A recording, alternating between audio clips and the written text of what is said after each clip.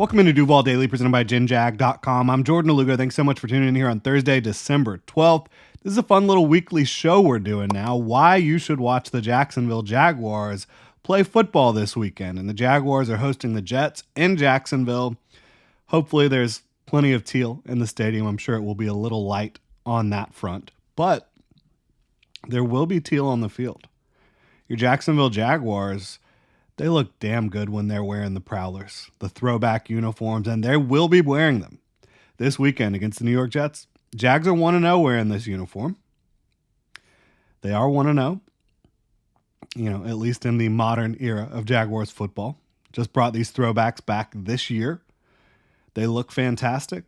Unfortunately, Trevor Lawrence will not be wearing one of them this weekend, but the Jags will look good. Will they play good? We don't know. But they will be dressed to impress. There's no doubt about that with the Prowlers. From an opponent perspective, I think that the Jets are certainly a much more exciting opponent than the Titans from a talent standpoint. Yes, the Jaguars and Titans have an immense rivalry. And now for the last 3 years, one of the Jaguars and Titans have eliminated each other from playoff contention. 2 years before this year, it was in week 18. This year, it was in week whatever last week was. 13?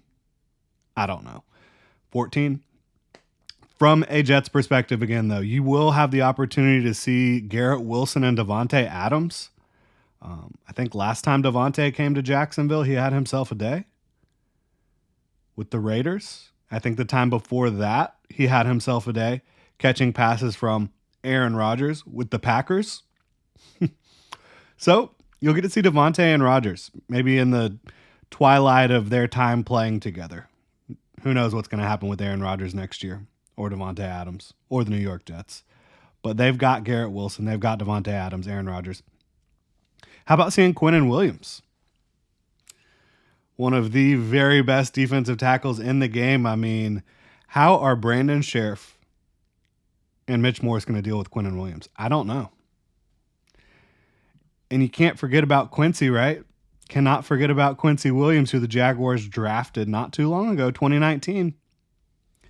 Drafted him in 2019, cut him pretty darn quick after that. Did not let him stick around despite being a third-round pick.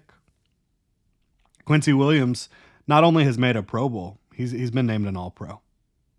Off-ball linebacker. So you get to see him as well. But looking at the Jaguars specifically, there's still a lot to get excited about watching, even if the football team as a whole is not very good, to say the least. I think a lot of that is coaching. I think a lot of that is poor roster management. I think a lot of it is just a lack of a unified vision between the front office and the coaching staff. Lack of accountability at the top, right? So despite all that, there are certainly some players, some groups of players that are exciting to watch. Your offensive tackle duo playing pretty well. Obviously, Anton Harrison was out last week with an illness. He should be back this week, according to Doug Peterson. And he and Walker Little, when they've been on the field together, it's been pretty darn good so far this year, which is exciting. And Ezra Cleveland has been playing very well. Mitch Morse and Brandon Sheriff, they're up there in years, but they're still battling their butts off. They struggle to get push in the run game. But they've at least held up decently in pass pro. Again, that's going to be quite a challenge this week against Quinnen Williams and company. But that offensive tackle duo, that's now your offensive tackle duo locked in for the next couple years at least, they're playing pretty well, and that's exciting. And it's not just in pass pro. Like, you've seen Anton in his last 2 games get some push in the run game, and Walker Little's doing the same thing. How about Brian Thomas Jr.? Can we get a full game of football from Brian Thomas Jr.? By no fault of his own, the Jaguars seemingly just forget that they have the ultimate weapon at receiver. The 6'3", 210-pound receiver who can run like the wind, who can go up and get the football, who can track the ball down the field, create separation at all 3 levels. We're just going to forget about him this half. Maybe the Jaguars won't do that this week. Maybe, right? We can only hope. So you've also got the second round pick, Brian Thomas Jr., your first round pick this year. How about your second round pick finally starting to see the field with some consistency? Mason Smith, is he playing consistent ball yet? No, he's not, right? But in my opinion, that's really not his fault. This is a guy who was not given enough opportunities early on in the season. Now, at the very beginning of the season, like week 1, he did get a lot of opportunities. Then they slowly started to dwindle. And the Jaguars, then he got an ankle injury that missed a couple weeks. But now the last couple weeks, he has been out on the field a lot. He led all interior defensive linemen in snaps last week. And again, he's not playing perfect football yet, but you're seeing the physical ability. You're seeing his power, his explosiveness, his ability to make splash type plays. And the more he plays, the more he will develop. I'm excited about seeing Mason Smith play in this football game. I'm also excited about seeing their third round pick, Jarian Jones, play some football for the Jacksonville Jaguars. Last week, multiple pass breakups. He had a sequence where on back-to-back plays, he had a PBU and then a sack coming off the edge as a blitzer. Jarian Jones is a fun football player. He really embodies what it means to be a Jaguar. Whether you're talking about him in coverage or competing against the run or blitzing, he just brings it every single play. So very exciting to see Jarian Jones. It's exciting to see this rookie class. We'll talk about another rookie that we're excited to see when we talk about the specialists. The pass rushers are fun. Trayvon Walker, Josh Hines-Allen, these guys are playing good football. They absolutely are. Trayvon Walker is a beast against the run. He makes splash plays every single week. I mean, he already has, 7.5, 8 sacks this year, something like that. He's getting pressure on the quarterback, maybe not as consistently as you would like, but he is making an impact every single week. He's making splash plays, big plays in big moments.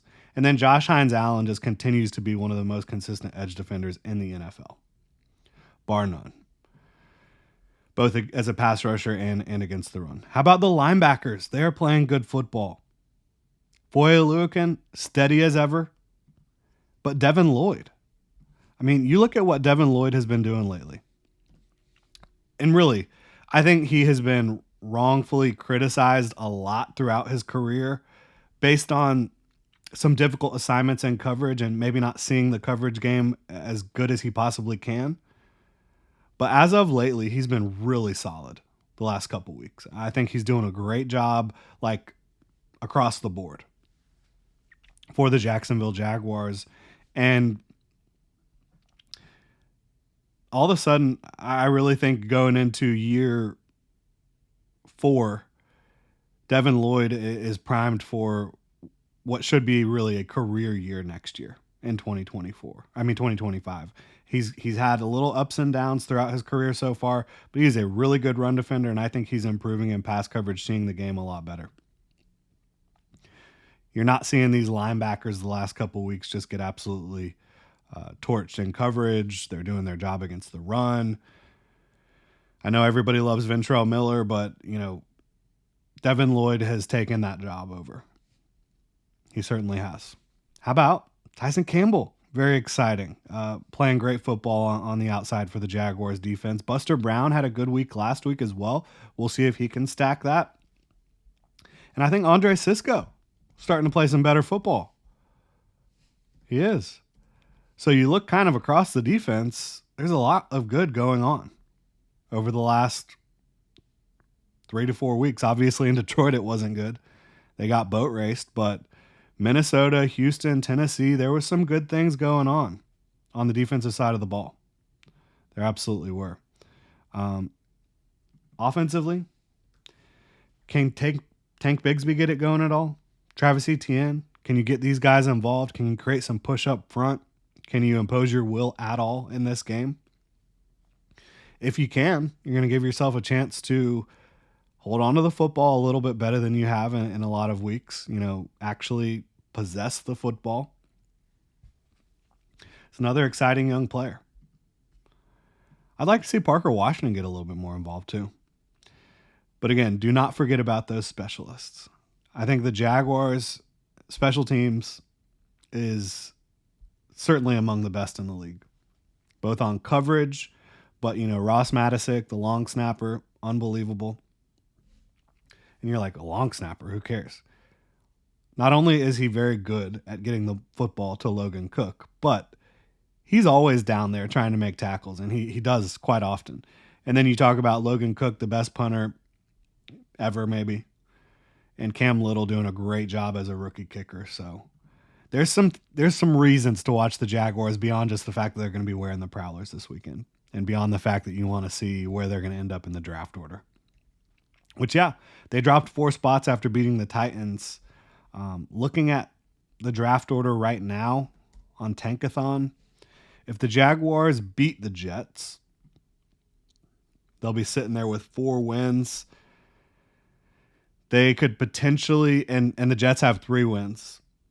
Both the Jags and the Jets have 3 wins. So whoever wins this game is going to fall in the draft order. Whoever loses this game is probably going to rise up in the draft order a little bit. That's kind of how it goes. I'm expecting the Jets to win. I think there's just a little bit more talent, elite talent on that football team. But we'll see. I think it should be a close game. I'm not saying it's going to be a well-played football game, but there will be enough talent for it to get interesting. Concerned a little bit with Mac Jones against this Jets defense, but we'll see. We will see. That's pretty much all I can say at this point. Really appreciate y'all tuning in. If you enjoy the content, please like, subscribe, hit that notification bell. You can also check out genjag.com/shop. Pick up some new Duval gear like the hat I am wearing right now. Become a channel member here on YouTube. Y'all have a good one.